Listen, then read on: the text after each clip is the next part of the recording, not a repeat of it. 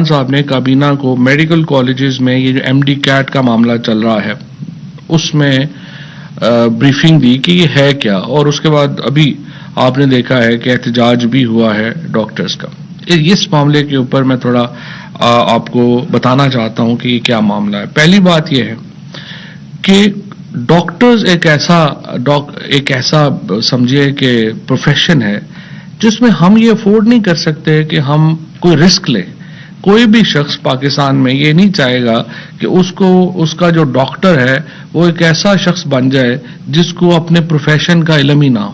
لہٰذا جو سٹینڈرڈز ہیں ڈاکٹری کی ڈگری کے وہ بڑے ہائی ہونے چاہیے. پی ایم ڈی سی بنا تھا 1960 کی دہائی میں.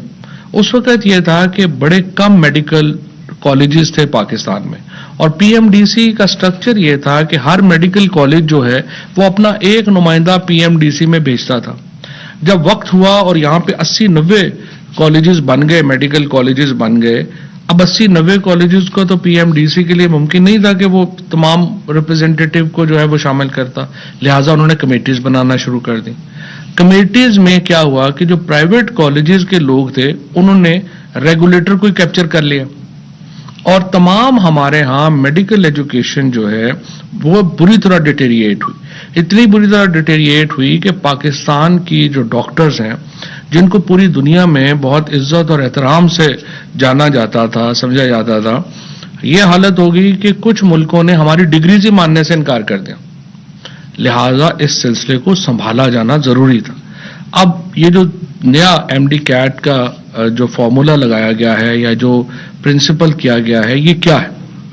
یہ ایگزیکٹلی وہی ہے جو پوری دنیا میں جو بڑے ملک ہیں ان میں یہ چل رہا ہے، چاہے امریکہ ہو، چاہے برطانیہ ہو، چاہے باقی ممالک ہوں. ان میں جو ٹاپ برینز ہیں آپ کے وہ اکٹھے ہوتے ہیں، وہ ایک ٹیسٹ دیتے ہیں، اور ان ٹیسٹ کے جو ٹاپرز ہیں وہ ایلیجیبل ہو جاتے ہیں آگے میڈیکل کے ایگزام میں بیٹھنے کے لیے. اب وہ ایگزام جو ہے یہ 100% ٹیبلٹ کے اوپر ہو رہا ہے، اس میں کوئی پیپر شامل نہیں ہے. ایک پیپر اب یہ چونکہ ہمارے پاس اتنی ٹیبلٹس اور اتنا انفراسٹرکچر نہیں ہے کہ ایک دن میں ایگزام لیں، لہٰذا یہ 30 دن کے اوپر سکیٹرڈ ہے. ایک پیپر جو پہلے آتا ہے وہ دوسری دفعہ نہیں آتا. مختلف ایک شفلر، ایک سافٹ ویئر لگایا جاتا ہے جو کسی بھی شخص کو پتہ نہیں ہوتا کہ کس جگہ کے اوپر کیا پیپر آئے گا، وہ پیپر جو ہے وہ آ جاتا ہے. اب 2 لاکھ لوگ جو ہیں وہ اس ایگزام میں 2 لاکھ بچے جو ہیں وہ اپیئر ہوئے.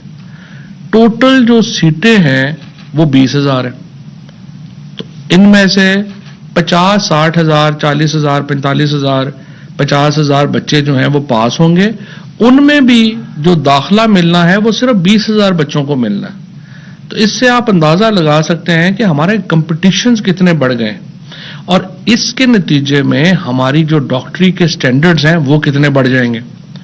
اب دوسرا معاملہ ہے یہ جو ابھی احتجاج ہوا ہے، یہ ایگزٹ کے اوپر ایک ایگزام متعارف کرایا گیا ہے. جیسے جو وکیل ہیں وہ جب ایل ایل بی کرتے ہیں اور بار کونسل میں ایگزام دیتے ہیں تو ان کو ایک ایگزام دینا پڑتا ہے لائسنسنگ کا. یہاں پہ یہ کیا ہے کہ جب آپ ایم بی بی ایس کی ڈگری لے لیں گے تو آپ کا ایک ٹیسٹ ہوگا جو کہ آپ کو کوالیفائی کرے گا کہ آپ ڈاکٹری کے لیے فٹ ہے یا نہیں. وہ آپ نے ایگزام جو ہے وہ کیا ہے، اور یہ ایگزام اتنا سخت نہیں ہے. پچھلی سال جو ایگزام ہوا ہے اس میں 85% ڈاکٹرز جو ہیں وہ انہوں نے یہ ایگزام کلیئر کیا. اب یہی ایگزام پوری دنیا میں، امریکہ میں، برطانیہ میں، ہر جگہ پہ یہ ایگزام ہو رہا ہے. یہ احتجاج کرنا کہ ہماری فٹنس ہی چیک نہ ہو اور ہم ڈاکٹر بن جائیں، میرے خیال میں تو یہ بڑا ایک عجیب و غریب مطالبہ ہے. اور ہمارے ہاں یہ ایک رواج بن گیا ہے کہ جہاں پر بھی آپ اصلاحات کی بات کریں اس کے اوپر کوئی نہ کوئی جو ہے وہ اس طرح کے اعتراضات جو ہیں وہ آتے ہیں. لہٰذا اس معاملے میں ہم صحت کے اوپر کوئی رسک نہیں لے سکتے، اور ہر صورت میں جو نیا نظام ہے ہیلتھ کا اور ڈاکٹر فیصل جو ہیں وہ بڑے ایکسپیرینس، بڑے تجربہ کار آدمی ہیں، بہت ان کا انٹرنیشنل ایکسپوجر ہے. اور جو پاکستان کے اندر اب ہم نے سٹینڈرڈز میڈیکل ایجوکیشن کے لگائے ہیں یہ 100% جو ہیں وہ انٹرنیشنل سٹینڈرڈز کے مطابق ہیں. اور ہم کبھی نہیں چاہیں گے کہ ہمارے جو ڈاکٹرز بن رہے ہیں